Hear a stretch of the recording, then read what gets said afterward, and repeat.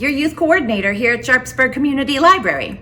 So this month is Kusama month. She's our STEAM star of the month. She's an artist. Her full name is Yayoi Kusama. We picked her because May is Mental Health Awareness Day, and she is an artist who has struggled with mental health her whole life, but she doesn't let it stop her from making her art. Her art often consists of polka dots. That's why you can see polka dots behind her head, polka dots on her dress, and I made polka dots on our display. And look, this book I'm going to read to you is also covered in polka dots. And if you're watching this video, it's probably because you picked up one of our take-home kits, and that was filled with polka dots too. Yeah, you guessed it. I put those in there because you can make some polka dot covered art too. In fact, the title of this book is Yayoi Kusama Covered Everything's in Dots and Wasn't Sorry. Although I should tell you, before you stick your dots on something, make sure you have permission to cover it in dots. Okay, so on to the book. Let's learn more about this woman named Yayoi Kusama. And this book is by Fausto Gilberti. My name is Yayoi. I'm an artist, and I would like to tell you my story. I love the simple illustrations in this book. I was born in Matsumoto, a historic city in Japan with a beautiful castle. I have always loved drawing more than anything else in the world. When I was a little girl, I carried a sketchbook with me whenever I went. I drew everything I saw. That can be a fun thing to do, to carry a sketchbook with you and just draw whenever you feel like drawing. I would sit in the meadows between the flowers and plants and see things around me that other people didn't. I rushed to draw them in my sketchbook before they disappeared. I used to dream of becoming a famous artist. I longed to fly away to other countries where artists were doing exciting new things. So when I grew up, I decided I would leave Japan. My mother didn't want me to go, but I was determined to make my dreams come true. I got on a plane and I flew all the way to America. I arrived with a suitcase full of drawings and some money I had hidden in my shoes. But the money ran out fast. With nothing left to buy food, I went to the market to pick up scraps. I would find fish heads and cabbage leaves that had been thrown away in the garbage, and I used them to make soup. Hey, at least it was something. I lived on my own in an apartment where I painted day and night. I painted hundreds and hundreds of dots onto large canvases. The dots often came off the picture and ended up on my dress, my table, and walls. But I wasn't sorry. Each dot was part of thousands of others. They made me feel like I was a single dot that was part of the infinite universe of dots. I was making lots of paintings, but I was poor and alone.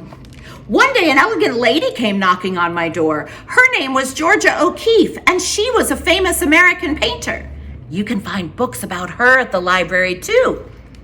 I had written her a letter asking for her advice on how to become a successful artist. Here's a drawing of Yayoi talking to Georgia. She wanted to know how I was, and she offered to help me sell my artwork. She introduced me to her art dealer, who immediately bought one of my paintings.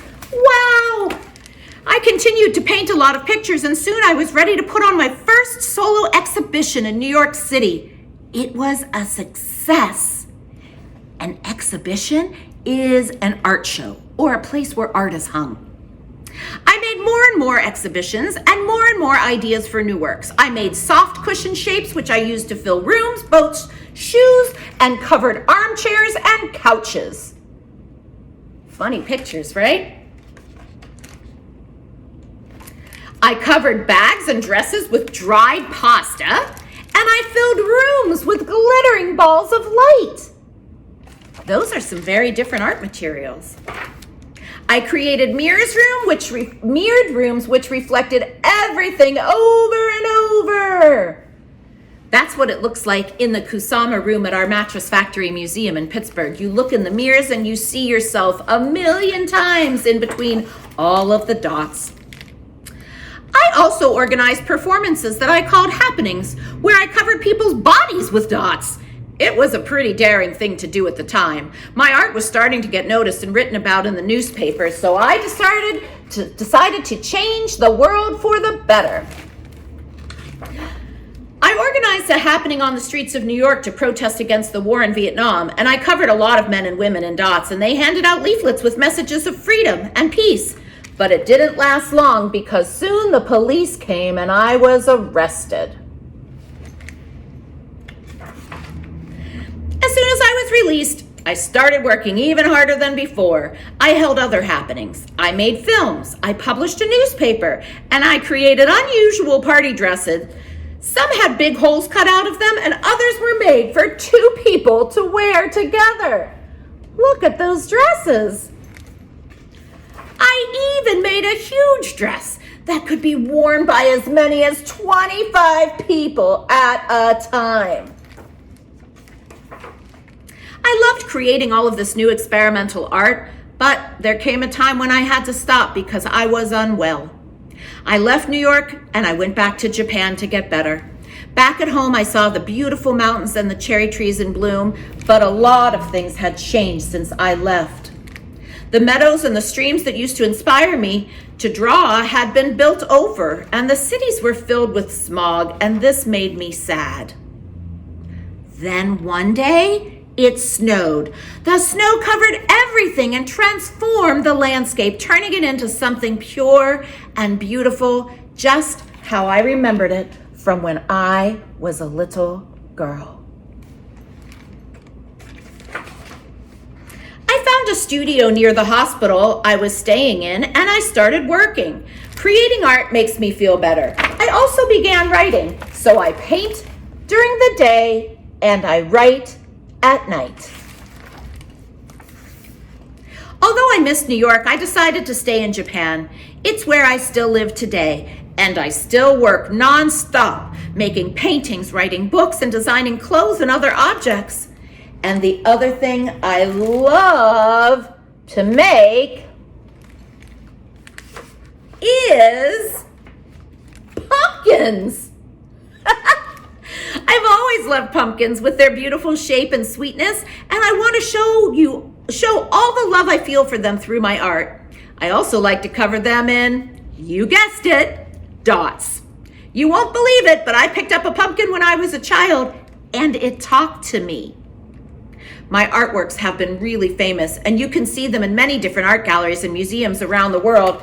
My dream has come true.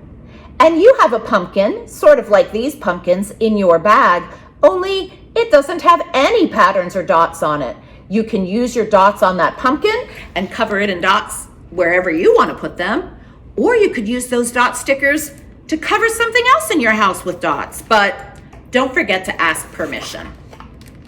You can read a little more about Yayoi's life in the back of this book. And the connection to mental health is, remember in the story when she said the pumpkin talked to her? Pumpkins don't really talk. That was something that she imagined. And sometimes she imagined things that weren't really there. So that is why she gets help at the hospital in Japan. But the other thing she said that helps her is making art every day. And I know that helps me too. It really does. When I'm feeling sad, I make art to make myself feel better. So maybe you could make art for that reason sometime, just to cheer yourself up. Or make some art and hand it to a friend and cheer them up. The dots in your bag can be used on your pumpkin or anything else you want to stick them on that you have permission to stick them on, or on your dress or your shirt to make an outfit like Yayoi Kusama's polka dotted outfits, or on yourself and take a photo. It's really up to you. What can you imagine? And if you have time and a grown-up wants to go with you, you could go to the Mattress Factory Museum on the north side and see our Kusama artwork that we have here in Pittsburgh. This is a similar one. It's not exactly the same, but the one we have in Pittsburgh is also red and white dots. I think Kusama's artwork is really fun, and I hope you enjoyed this book, and I hope you enjoy your kit. Bye!